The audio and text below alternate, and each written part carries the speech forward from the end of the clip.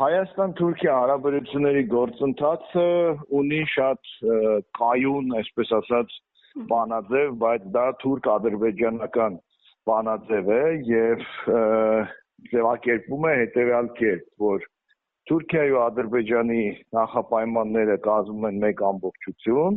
եւ Հայաստանի հետ հարաբերությունները հնարավոր է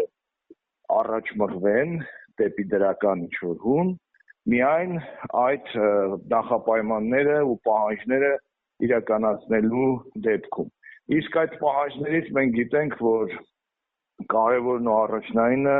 հիմա Հայաստանի սահմանադրության փոփոխությունն է, որը թուրքական ու ադրբեջանական հստակ պահանջ է, եւ կարծում եմ, որ Էրդողանի խոսքում ասվածը առանց այսպես այլևայլության հենց վերաբերում է այդ խնդրին, այսինքն Թուրքիան շարունակելու է այս իրավիճակում պահել հայ-թուրքական հարաբերությունները, անել կոսմետիկ քայլեր, մինչև որ Հայաստանը ուրեմն չիրականացնի իրենց պահանջը, չփոխի Հայաստանի սահմանադրությունը, անկախության հռչակագիրը հանելով եւ այլն։ Այնպես որ ուղերձից եւ այս ընտրությունից հետո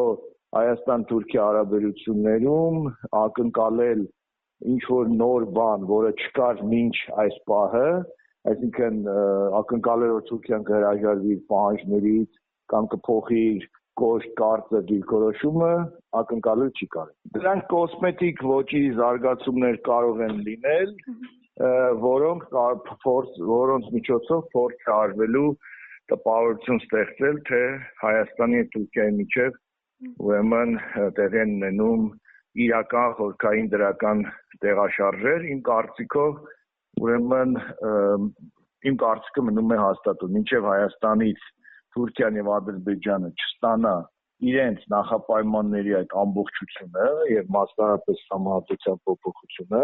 ապա էական, լուրջ, շոշափելի, ոչ թե կոսմետիկ քայլեր իմ կարծիքով չեն լինելու։